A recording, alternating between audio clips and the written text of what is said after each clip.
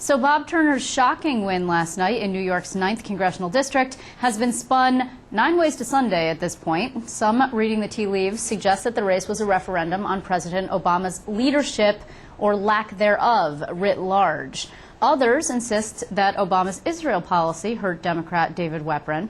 And then still others suggest that the Democrats' inability to fix the faltering economy is really what's to blame. My next guest has a different take altogether. He suggests that the Democrats' loss in the 9th Congressional District, as well as in a Brooklyn Assembly race, actually highlight a different problem: the state's system of letting party bosses pick the candidates when it comes to special elections. He is Bill Samuels. He is the founder of the New Roosevelt Initiative, a reformer, and a frequent guest on this show. Bill, nice to see you. My pleasure, Liz. Okay, so you basically think that what this is all about is that we shouldn't have special elections at all as long as party bosses are able to pick the candidates. Do I have that right? Let's just be very specific. Okay. Anthony Weiner was looked at as a leading reformer and fighter for progressive causes, whether on health care or not. Sure. Second point is, if you look at who worked, whether they be for Obama or Hillary Clinton during the primary, there was an incredible number of progressives in New York, very active. Now, let me ask a question. Why wasn't there a primary yesterday for the Democratic nomination to replace Weiner? You know the Instead, answer. Why? What? The answer is that our governor did not have to call a special election. The Constitution does not provide specifically on what happens in a vacancy in the state legislature. It's by public statute. The statute gives the governor, if he wants, the ability to say to Vito Lopez or the county leaders, you just pick the candidate, but he didn't have to do it. Okay, by stop doing for it, 1 sec. Hold on. Stop right. for 1 second. Let's not mix up apples and oranges, right? There is a requirement when it comes to House races. There is not a requirement when it comes to Assembly races or Correct. Senate races. So Correct. Let's not mix them up. We're talking about the 9th Congressional District. There was a special there. And you were specifically speaking about the 54th Assembly District. I mentioned it briefly to viewers last night. There were 3 candidates, one of whom was a Working Families-backed candidate. I suspect you probably supported him, Jesus Gonzalez. Is that right? Yes, and it was a tremendous victory for us last night. 33% of the voters deserted the Democratic line and moved to the Working Families line, where in the previous 12 months in the same election, only 4% of the people deserted the Democratic line. 1 year ago, 78. Lost. Just to be clear, your candidate lost. He lost, but it was a great victory. I'll tell you why. Okay. The Democratic Party in New York is a very progressive reform organization. There is no state party, per se. When our governor called a special versus a primary, he cut the legs off all of the activists who could not get engaged in taking on the county leaders. Brooklyn has a growing reform movement. I'll give you an example. When Weprin ran against Melinda Katz and the comptroller when there was a primary, she killed him.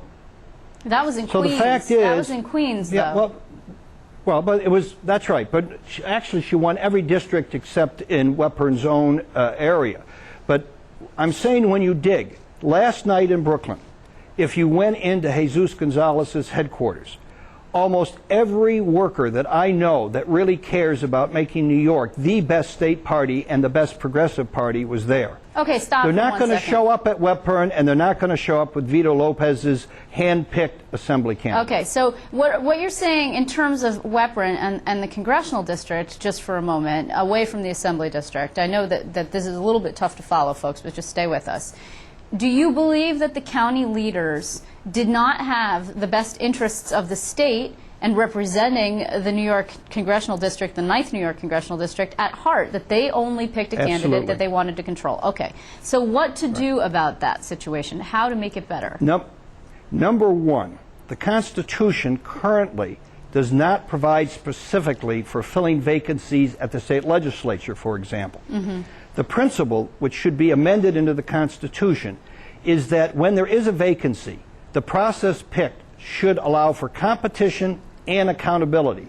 There was no competition that would allow Jesus Gonzalez, who's an incredible young man, well, to hold on, run. Bill. Hold on. There was a three-way race. There were three candidates in that race. There was a community-first candidate, and that was actually the candidate Deidre Towns, if I'm not mistaken, Rafael Espinal, who was the Democratic establishment candidate, and then your candidate, Jesus Gonzalez, or Jesus Gonzalez, depending on how you pronounce it. So that's a lot of competition. That's three candidates. Well, in theory, there was competition before. Vito Lopez's candidate in 2010 got 78% of the vote. He didn't have to worry. This time his candidate got 43% of the vote. 57% deserted the line.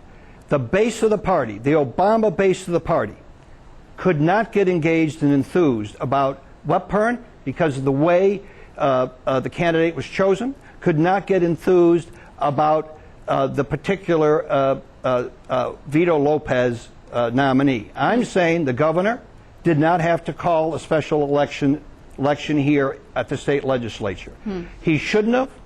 It was not a reform process, and therefore there was no competition. And when the assemblymen, now 31% of our assembly has been picked this way.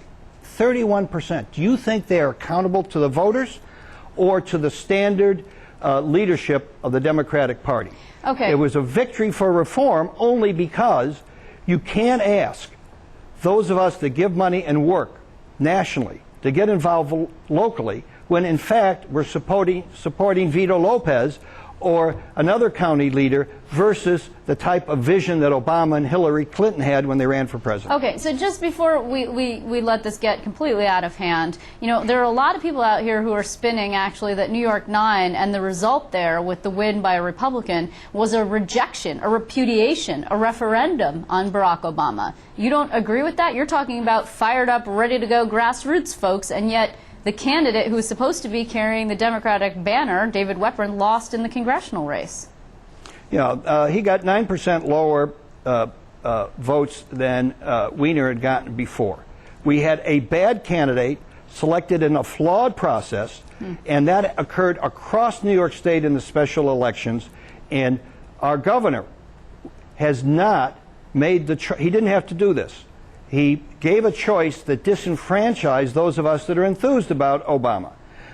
So yes, it's partially a referendum, but it's not the real story, because in a special election, if you have 10% turnout, you're lucky.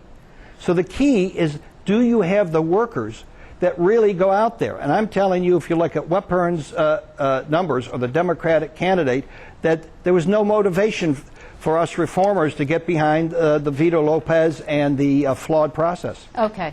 All right. Well, clearly you are, I know, a dyed-in-the-wool reformer. And we should just make clear to viewers that in order to change this process, to amend the Constitution, is a pretty arduous process, right? And this is something that you are nevertheless championing. Absolutely. Okay. So, Bill Samuels, unfortunately, we're out of time. I want to thank you for illuminating this particular good government issue. I'm sure that it's going to come up again. Thanks so much. Hey, thank you, Liz.